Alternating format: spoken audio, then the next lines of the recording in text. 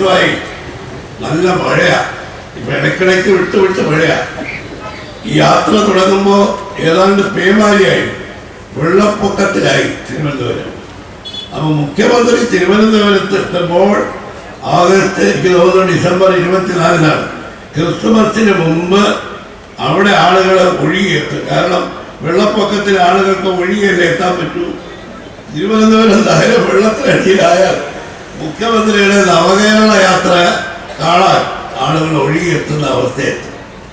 എന്തിനാണ് ഈ നവകേരള യാത്ര? ഞങ്ങളെ വിളിച്ചു, പ്രതിപക്ഷത്തോട് പറഞ്ഞു, നിങ്ങൾ നവകേരള യാത്രയിൽ സഹകരിക്കണം. എന്തിനാണ്? ഈ സർക്കാരിന്റെ നേട്ടങ്ങൾ വിശദീകരിക്കാൻ, ജനങ്ങളുമായി മുഖ്യമന്ത്രിക്ക് ആശയവിനിമയം നടത്താൻ, ജനങ്ങളുടെ പ്രശ്നങ്ങൾ കേൾക്കാൻ. അപ്പൊ പ്രതിപക്ഷം UDF ചർച്ചയൊന്നുമല്ല, പത്രത്തിൽ കൂടി ഒരു ക്ഷണം. ഈ യാത്രയുടെ ഉദ്ദേശങ്ങൾ ഞങ്ങൾ വായിച്ചപ്പോ ഇത് വെറും ഒരു രാഷ്ട്രീയ പ്രചരണത്തിലൂടെ യാത്രയാണ്. വരാൻ പോകുന്ന തെരഞ്ഞെടുപ്പിൽ LDF-ന് വോട്ട് പിടിക്കാൻ പിണറായി വിജയന്റെ മുഖം മിനുക്കാനുള്ള യാത്ര. എന്നോടൊരു പത്രസുഹൃത്ത് പറഞ്ഞത് കേട്ട് ഞാൻ പൊട്ടിച്ചിരിച്ചു പോയി. കാരണം ഇപ്പോ മുഖ്യമന്ത്രിയെയും LDF-നെയും കുറെ കാലമായി നയിക്കുന്നത് PR ഏജൻസികളാണ്.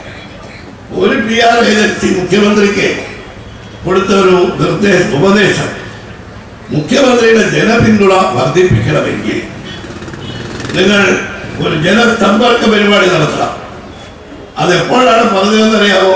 നമ്മുടെ എല്ലാം അഭിമന്യനായ നേതാവ് ഉമ്മൻചാണ്ടി അന്തരിച്ച് ഒരു 2 ആഴ്ച കഴിഞ്ഞപ്പോൾ ആ PR ഏജൻസിക്കാർ മുഖ്യമന്ത്രിയോട് പറഞ്ഞു, ഉമ്മൻചാണ്ടിയുടെ വിലാപയാത്ര കേരളം കണ്ടിട്ടുള്ള ഏറ്റവും വലിയ വിലാപയാത്രയാണ്. ഉമ്മൻചാണ്ടിയുടെ ജനസമ്പർക്ക പരിപാടി, ജനസമ്മതി, അദ്ദേഹത്തിന്റെ ജനങ്ങളോടുള്ള അദ്ദേഹത്തിന്റെ ഏറ്റവും കൂടുതൽ അവർക്ക് വേണ്ടിയുള്ള അദ്ദേഹത്തിന്റെ ജനങ്ങളുടെ നന്മയ്ക്ക് വേണ്ടിയുള്ള പ്രവർത്തനങ്ങൾ കാരണമാണ് ഇത്രയധികം ആളുകൾ കൂടി. നമ്മൾ പിണറായിയോട് പറഞ്ഞു, മുഖ്യമന്ത്രിയുടെ ഇമേജ് ഒന്ന് മുഖച്ഛായ നന്നാക്കാൻ നല്ലത് ഇതുപോലെ ഒരു ജനസമ്പർക്ക പരിപാടി നടത്തണം. അപ്പൊ പിണറായി ആലോചിച്ചില്ല, ഞാൻ മരിച്ചാൽ ഇതുപോലെ ആള് കൂടട്ടെ, ഒരു വിലാപയാത്ര, ഉമ്മൻചാണ്ടിയുടെ വിലാപയാത്രയെ കവച്ചു വയ്ക്കുന്ന ഒരു വിലാപയാത്ര എനിക്കും വേണം, അതുകൊണ്ട് ആയിക്കളയാം. അതിന് അദ്ദേഹം വെച്ച പരിപാടിയാണ്. പക്ഷേ പരിപാടി പാടിപ്പോയി. അദ്ദേഹം ഈ വരുന്നത് എന്തിനാ?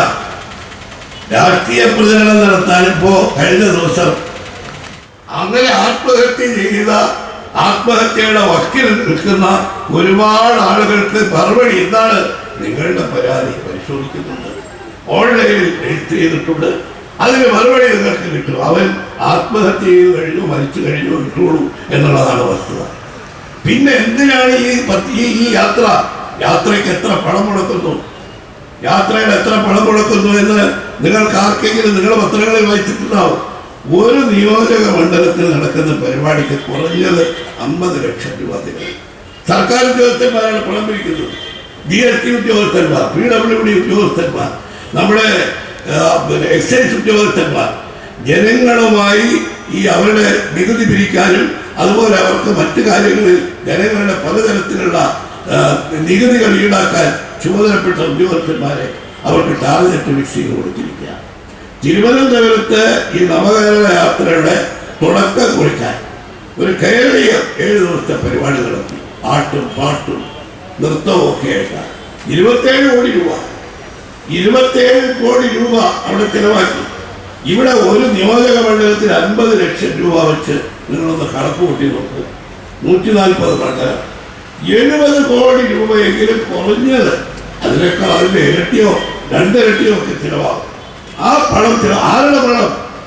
സർക്കാരിന് ഉദ്യോഗസ്ഥന്മാരെ ഉപയോഗിച്ച് പിരിക്കുന്ന പണം.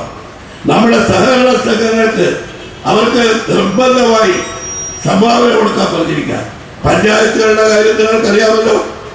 ഈ കേരളത്തിൽ പഞ്ചായത്തുകൾക്ക് സംഭാവന കൊടുക്കാൻ ഒരുപാട് ഉത്തരവുകൾ പല ഗവൺമെന്റുകളും ഇറക്കിയിട്ടുണ്ട്. പെർമിസീവ് സാങ്ഷൻ എന്ന് പറയും.